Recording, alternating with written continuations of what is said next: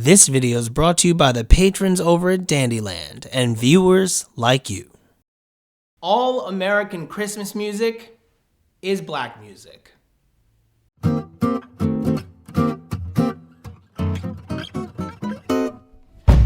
What's up, folks? My name's Dandy Wellington. I do videos on jazz, style, and culture, and guess what?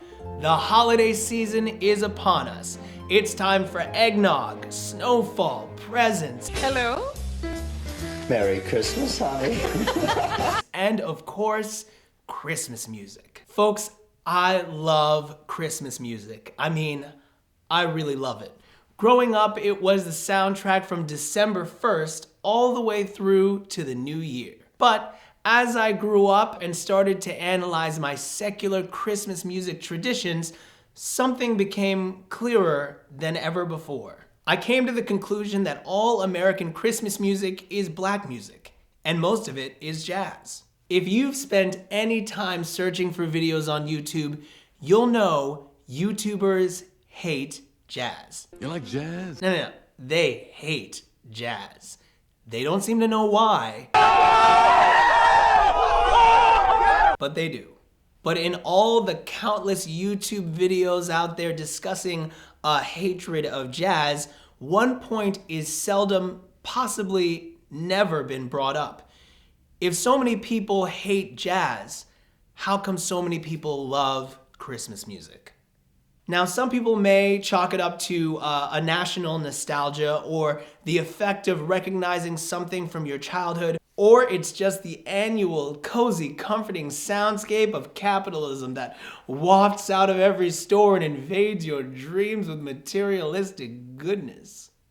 But regardless, jazz is constantly present in secular Christmas music. In fact, jazz and its defining musical elements are the foundation of almost every genre of popular music. But that's a different video. Now I know what you're thinking. Oh, Dandy Wellington, Mr. Bandleader, only child. He's gonna make an argument for jazz and Christmas because he loves them. He wants to marry them and have jazz, have Christmas babies. And to you I say, too late! Too late. Regardless of what people say to the contrary, Christmas has been connected to jazz ever since this popular African-American art form was spun on 78s. Let me explain. I just came back from a lovely trip along the Milky Way. One of the early popular Christmas songs in the United States is Santa Claus is Comin' to Town, written by J. Fred Coots and Haven Gillespie. You know, those two guys that wrote Louisiana Fairy Tale and You Go to My Head, those hugely popular jazz songs, right? Yeah, okay, yeah.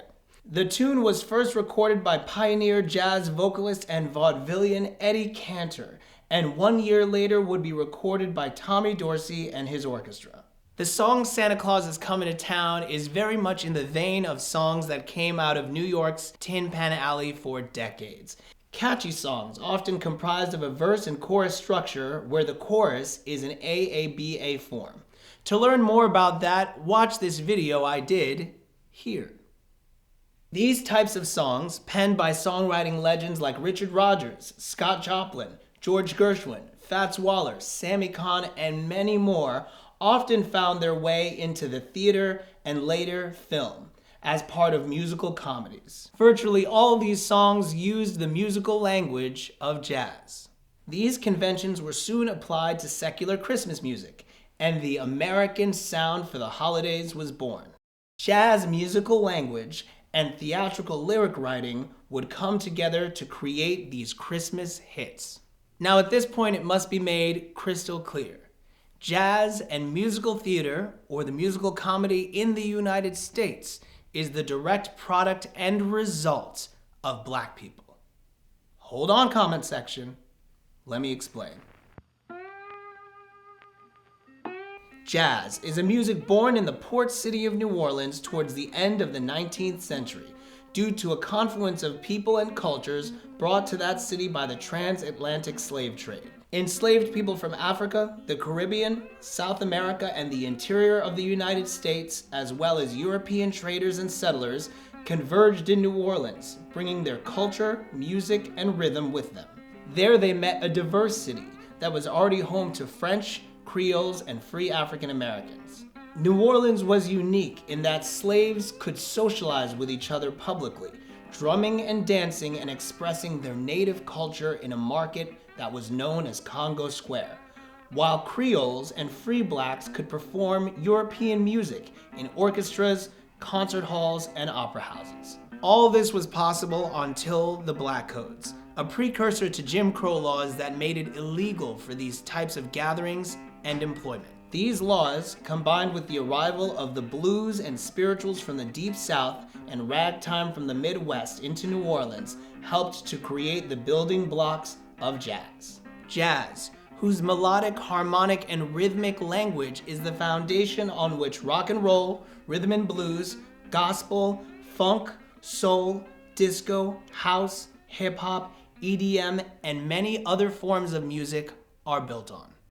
Now, the musical comedy and vaudeville in the United States find their origins in the Minstrel Show, which was a theatrical form built on the satirization and ridicule of African slaves. Some of its defining elements were a cast of stock characters, dances and processions, including the cakewalk, and performers in blackface.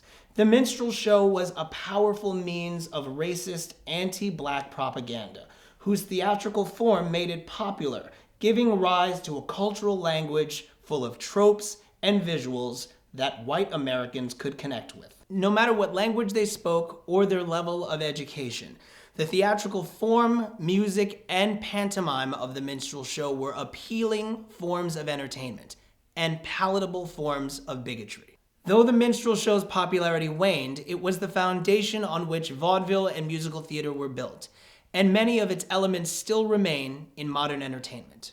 They can still be seen in characters like Mickey Mouse and Bugs Bunny. Ever wonder why they and so many other cartoon characters wear gloves? The Minstrel Show.